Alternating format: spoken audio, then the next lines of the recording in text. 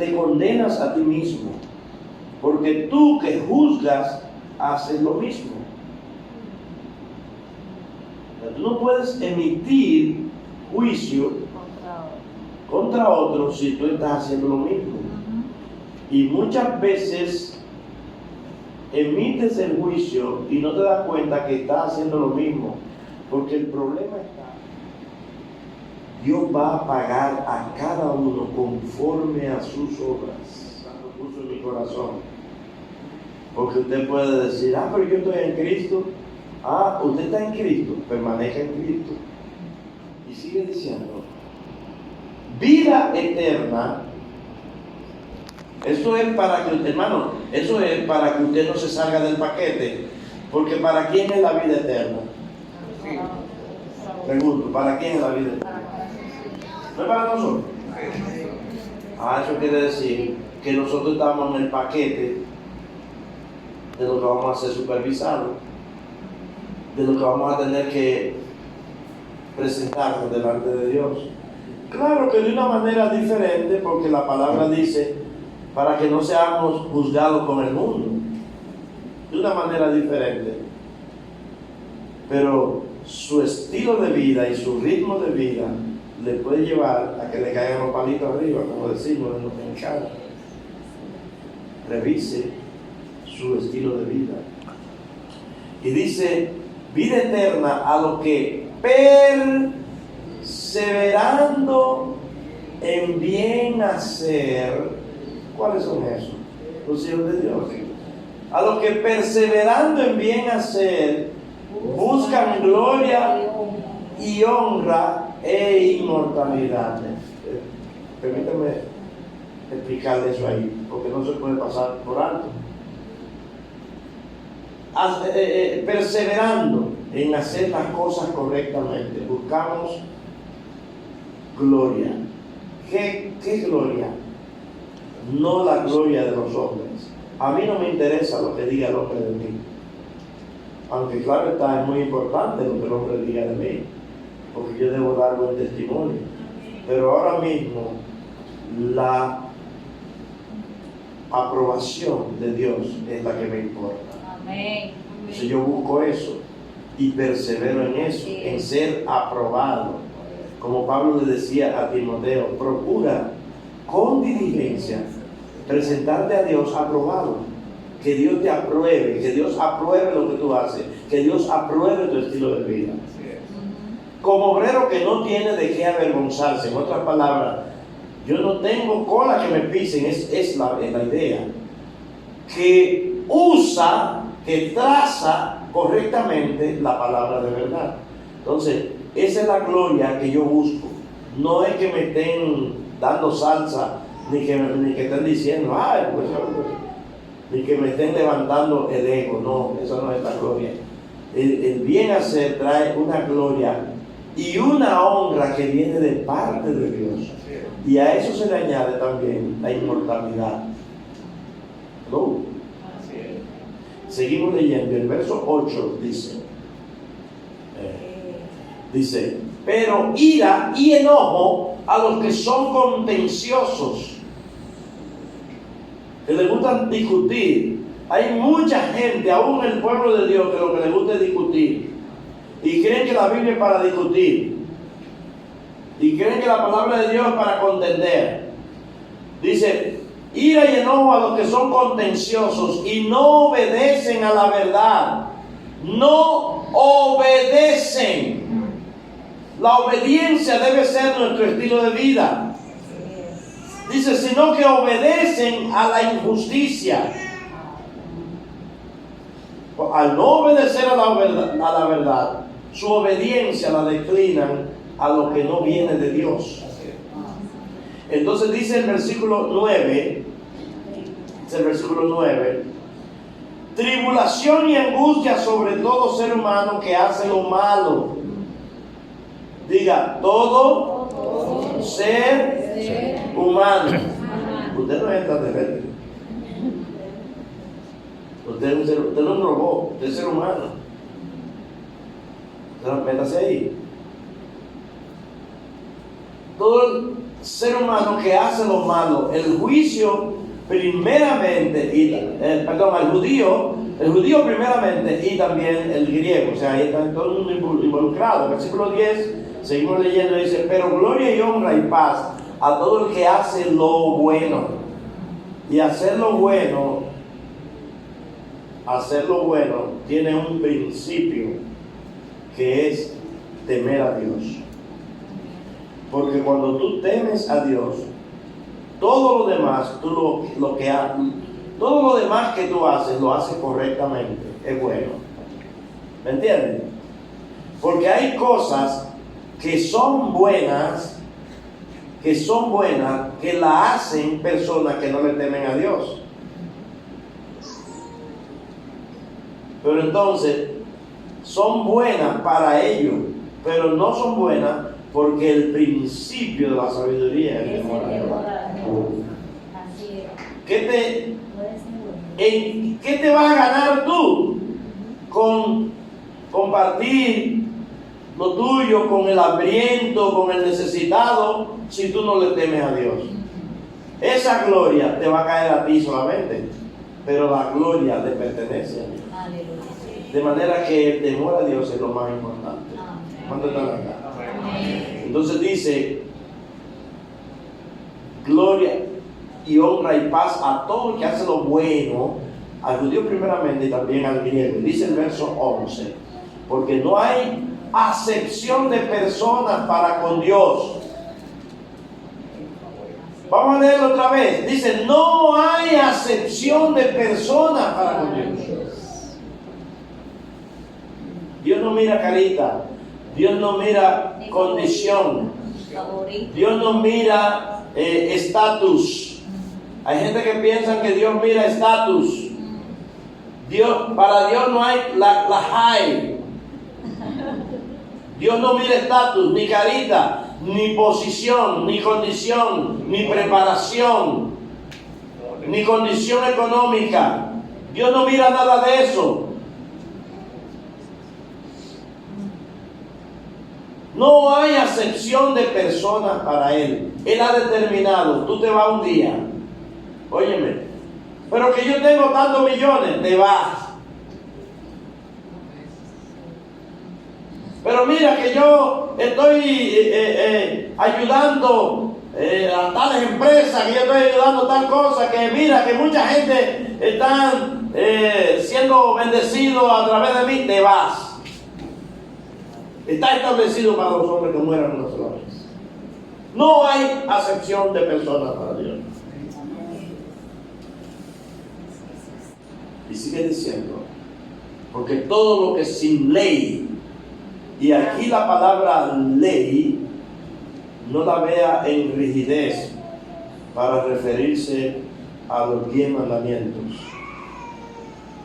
Aquí la palabra ley es instrucciones, y se está refiriendo específicamente a las instrucciones de Dios dadas al pueblo de Israel, que son luego resumidas en 10 en el capítulo 20 de Éxodo, pero que en el Nuevo Testamento Jesucristo hace así, la envuelve en 2,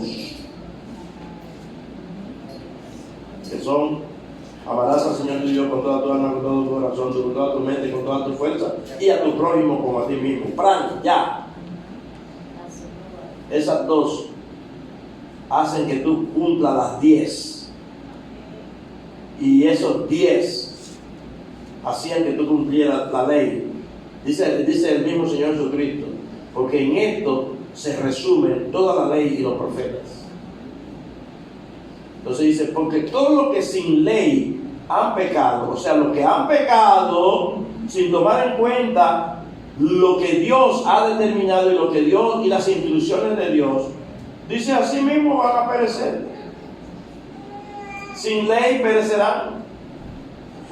Dice, pero todos los que bajo la ley, bajo las instrucciones de Dios, han pecado, esas mismas instrucciones te van a juzgar. Aquellos estaban sin instrucciones, sin Dios, sin esperanza, pero les llegó la muerte. Y entendían que Dios es justo, pero le llegó la muerte. Y sigue diciendo, y allí termina el verso 13, dice, porque no son los oidores de la ley los justos ante Dios, sino los hacedores. Y vamos a cambiar la palabra ley, palabra. No solo son los oidores de la palabra los justos ante Dios, sino los hacedores de la palabra. Esos serán justificados. Esos serán justificados. Entonces, Eclesiastés capítulo 12, verso 14. Estos son versos que usted debería tenerlo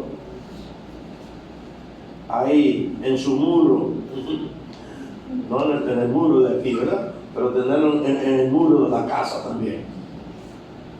Dice, porque Dios traerá toda obra a juicio, juntamente con toda cosa encubierta, sea buena o sea mala. Qué bueno que no lo estoy diciendo yo. Qué bueno que es algo que lo está diciendo la palabra. Y es algo que debe usted grabárselo en su mente y en su corazón.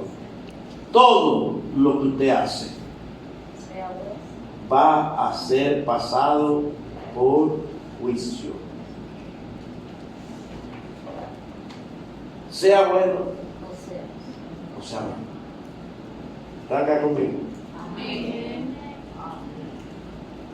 Mateo 12:36 dice, mas yo os digo, y aquí está hablando el mismo Señor Jesucristo, que de toda palabra ociosa que hablen los hombres, de ella darán cuenta en el día del juicio. Diga, palabra ociosa. Una palabra ociosa. Una palabra, el término ocioso quiere decir que no tiene ninguna función, que no es una palabra inútil, pero también puede ser una palabra degradante. De toda palabra ociosa que hablen los hombres, vuelvo a decir, aquí nosotros no somos máquinas, no somos máquinas, nosotros también de ello vamos a dar cuenta. Porque aún estando en Cristo,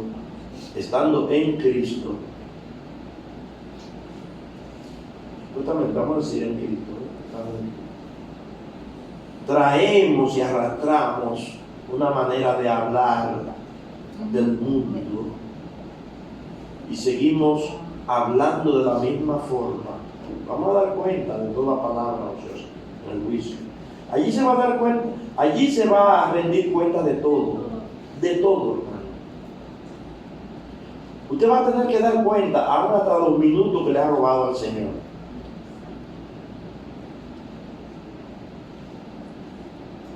Sí, los minutos que usted le roba al Señor. Sí, porque si se ha establecido rendirle culto a Dios de tal hora a tal hora, y usted llega atrasado o retrasado, todos esos minutos, usted se los robó al Señor. Usted va a dar cuenta del tiempo vamos a dar cuenta. ¿Qué estamos haciendo con el tiempo? Todo eso vamos a dar cuenta al Señor. Versículo 3:5 de 1 Pedro capítulo 4. 1 Pedro capítulo 4, versículos 3 al 5. Dice, andando en lascivias,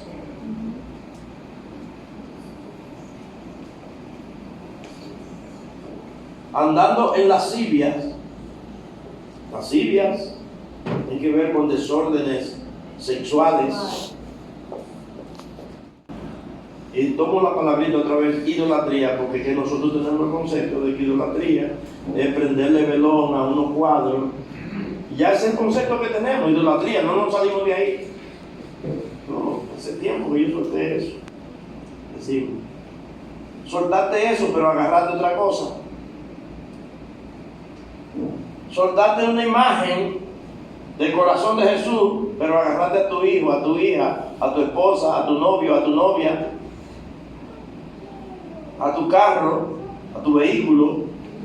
Agarraste cualquier otra cosa y la convertiste en un ídolo. Hey, eso es idolatría. No nos encerremos, hermano, en una cosa. Tú saliste, tú lo único que hiciste fue que cambiaste de ídolo. ¿Me seguiste? ¿Me estás entendiendo? Cambiaste de ídolo. Tenemos que ser muy cuidadosos con esto. Adoramos a sus hijos y nadie me lo puede tocar.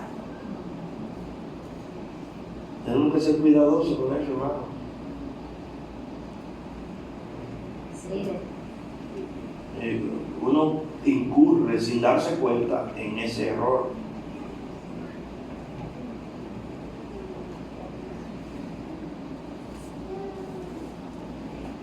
A estos les parece cosa extraña que ustedes no corran con ellos en el mismo desenfreno de disolución. Por eso que te dicen, este es raro, claro que tú eres raro. Como nos han dicho, ustedes son raros porque ustedes no celebran a la madre. Y nosotros todos los días. Cuando la Biblia manda a honrar padre a madre, no es un día específico. Eso es honrar todos los días.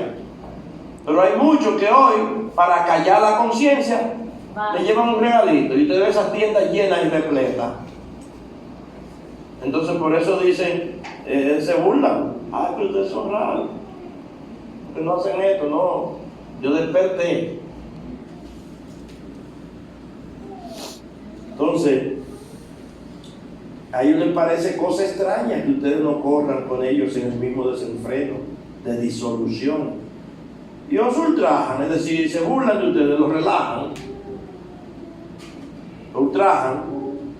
Pero ellos darán cuenta al que está preparado para juzgar a los vivos y a los muertos. ¿Cuántos están vivos aquí? Amén. Pues usted va para allá también. Es ineludible el juicio de Dios.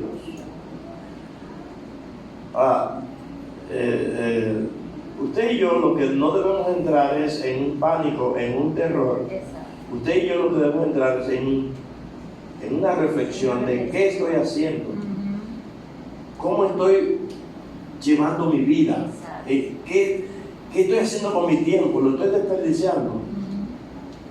Porque en el caso nuestro, los que estamos en Cristo, hay muchas cosas que vamos a dejar de disfrutar por el estilo de vida que llevemos aquí. ¿Me siguen? Yo les soy sincero a ustedes, hermano. Les soy sincero. Miren, por ejemplo, en la eternidad, no piense usted que una persona que se pasó la vida yendo a la iglesia y todo, pero nunca se ocupó ni de salvar a alguien, ni de hablarle de Jesucristo a alguien, nunca se ocupó. Yo no me pierdo un culto. Va a tener el mismo estilo de vida que el apóstol Pablo, o que un hombre de esos que prefirió morir. No.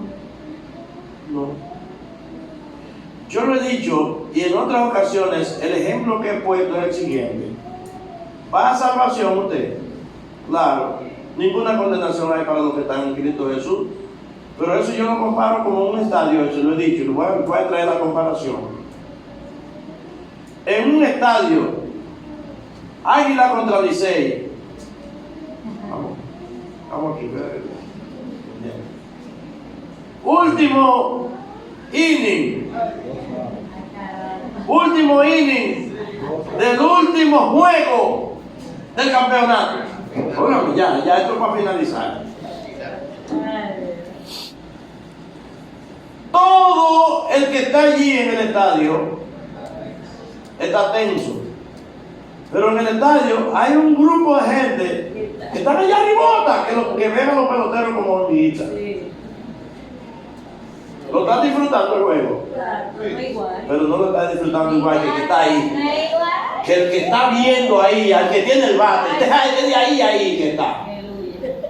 Eso mismo, así lo entendí. Hay muchos que van de los bleachers. Y hay otros que pagaron el precio, que estarán ahí mismo, al ladito de la eternidad. Eso de ahí. Pero usted, por seguir su ritmo de vida y por hacer lo que le da la gana, ahora, usted es lo que dice, no importa, yo lo que quiero es estar en el juego, aunque esté en los bleachers. Hay quienes dicen así, yo lo que quiero es estar en el juego. He oído a hijos de Dios decirme, yo quiero estar en el cielo, aunque sea en la cocina. Mire, usted no merece ni estar allí. No merece ni estar allí con el Señor. Porque usted no quiere pagar el precio. Tenemos que pagar el precio, hermano. ¿Cuánto están acá? Por su misericordia. Ahora bien, preste atención, que por un resbalón, usted puede perderlo más por lo menos también. Porque yo creo que la salvación se pierde. Que no se pierde es el salvado. El que es salvado no se pierde, pero la salvación sí, tú no puedes perder.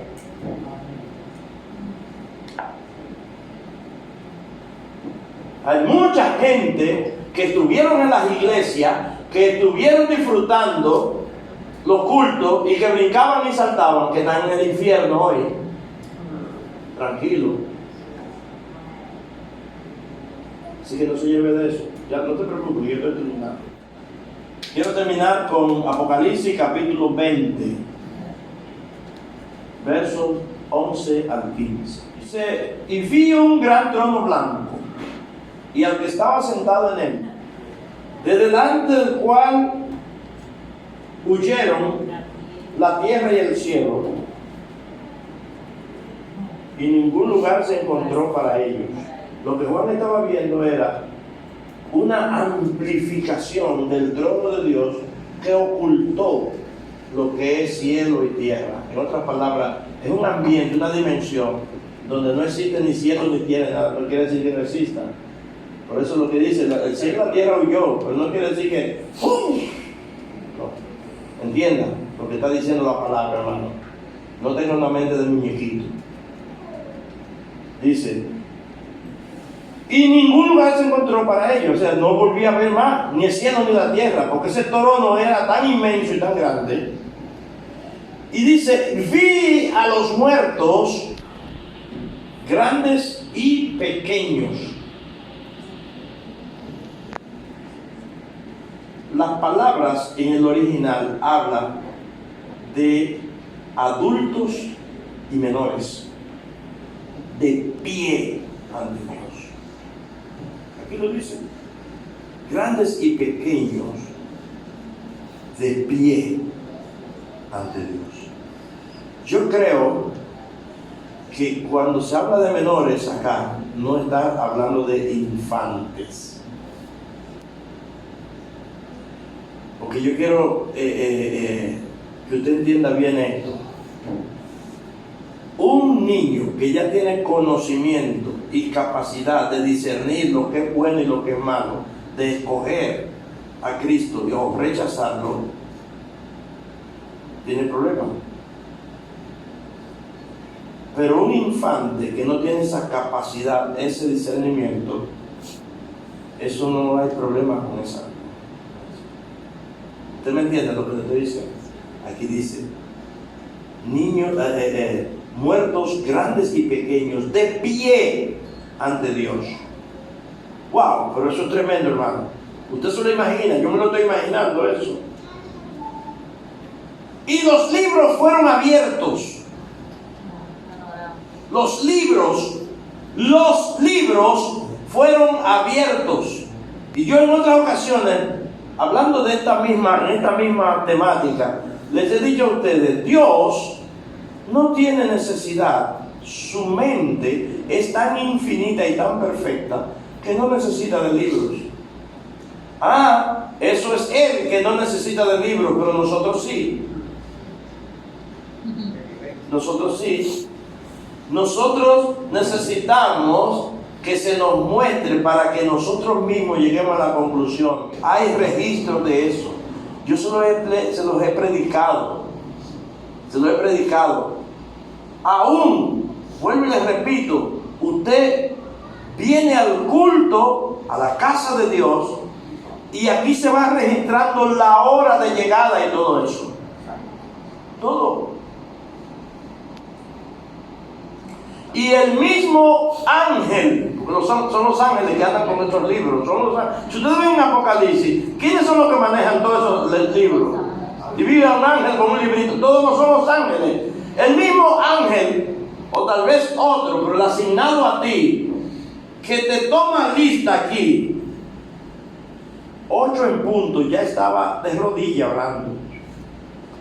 O estaba chismeando.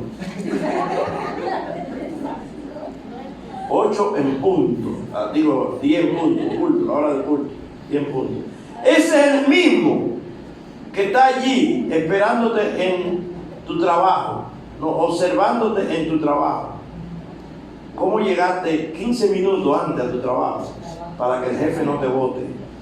Es el mismo. Todo eso ahí, Dice, los libros fueron abiertos. Y otro libro fue abierto, y este sí es muy importante, el cual es el libro de la vida. Te pregunto, antes de irnos de aquí, ¿tú estás procurando que tu familia esté toda inscrita en el libro de la vida? ¿Qué tú estás haciendo para que tu familia entera esté inscrita en ese libro?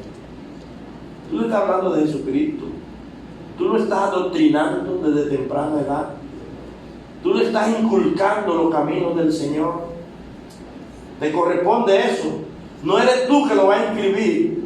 Es el Señor que lo va a inscribir. Pero va a depender del trabajo que tú estés haciendo con ellos. ¿Me estás entendiendo, mi hermano? La pregunta que yo me hago, todos esos muchachitos que fueron acribillados, todo el mundo hace cuestionamiento y todo, pero el único cuestionamiento que llega a mi corazón es: ¿estaban inscritos en el libro de la vida?